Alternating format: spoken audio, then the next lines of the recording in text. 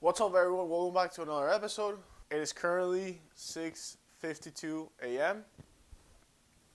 Today we're going to be talking about immigration, and I actually just woke up to study. Let's hit it.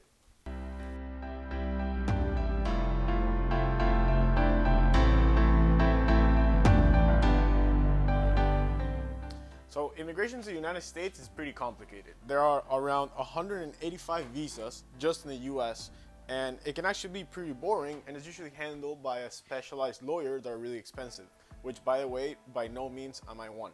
So today what I'm gonna do is I'm gonna speak about my experience to make things a little more relatable, and I'm gonna do it a little casual, like pouring myself some cereal.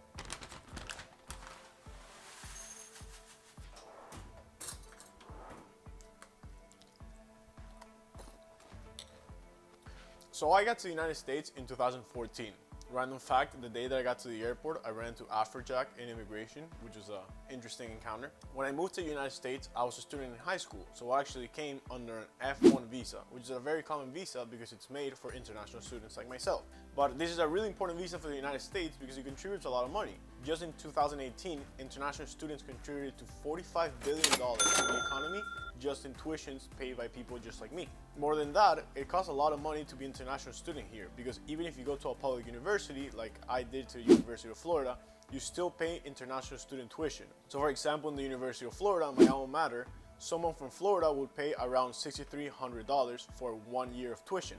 An international student will actually pay $28,000, which is over 4.5 times the payment of an in-state person. I had the opportunity of being able to bypass this because I had a waiver since I went to high school in Florida, but it just puts into perspective how much money it costs to be an international student.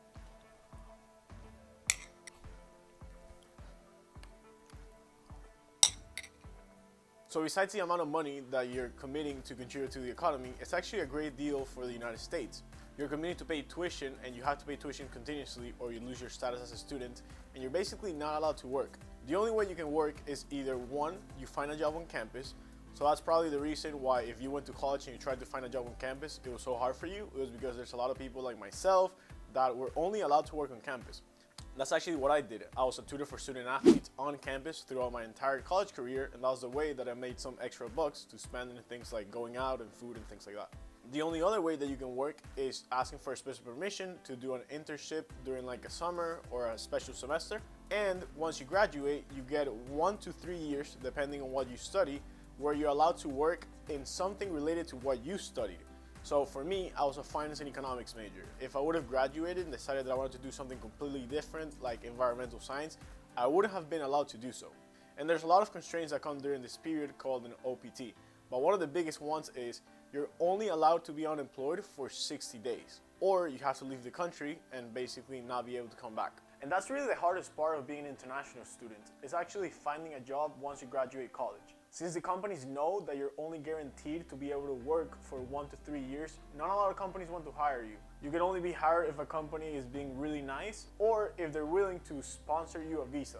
What it means to sponsor you a visa, it means that they're willing to apply for a work visa, usually the H-1B visa, and basically pay for it. By law, employers are required to be the ones pay for the entire immigration process, which costs around $5,000 to $10,000 when you want to get a work visa. But even if they're willing to do that and willing to pay that amount of money, it's not guaranteed. Around 400,000 people apply for the visa every single year, or at least those are the numbers from last year. But there's a cap on the amount of people that can actually get it, and as of right now, the cap is set at 65,000 people. That means there's only a 16% chance of you actually getting that visa. And to top things off, there's really nothing that you can do. This is not something that is merit-based, or they look at your resume or the job that you have. They literally pick out names out of a hat, so there's a very small chance that you'll get it. I was actually in that position. I found a company that was willing to hire me, and also they were willing to sponsor my visa. So I actually applied for the visa in 2021. But as you can expect it, I fell under the 84% of people that don't get it. So I actually had to basically go on leave of absence and not be able to work after my OPT expired. So I didn't have to leave the country because I was waiting for another process that was still ongoing. But for 5 months, I was unable to work, and I literally had to sit in my room and not do anything all day. Now, usually, if I would have gotten the visa, the way it works is that after around 6 years of being in that work visa, you apply for another visa that is an immigration visa, and that actually leads you to getting your green card. When you get your green card, it's literally a card that is green, and it means that you're a legal permanent resident and you have the ability of staying in the United States kinda forever. After 5 years of being a legal permanent resident, you can actually apply for citizenship and become a citizen of the United States. The co-host of this channel, Barney, is actually going through the process right now, and it's about to become a citizen probably in the next few months, so we'll probably do a video about that as well. So if you think this entire process is a little long or it's a little complicated, the truth is, it really is.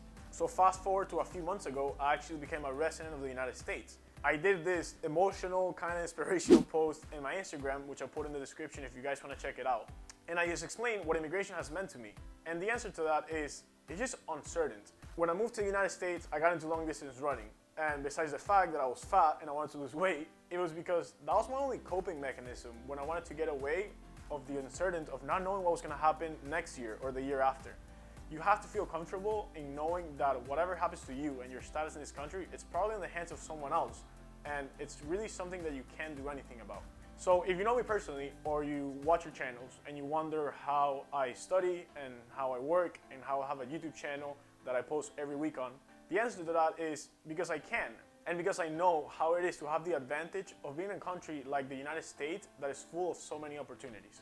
So after 7 years and a half since I moved to the United States, I graduated high school, I graduated college, I started my first job, and I started a YouTube channel, which you should subscribe by the way. And now I am more established than ever, and actually as a resident, I have a bunch of opportunities that I didn't have before. So having said that, the only conclusion is I'm going to the moon, because if I was able to accomplish a lot before, now I can accomplish even more.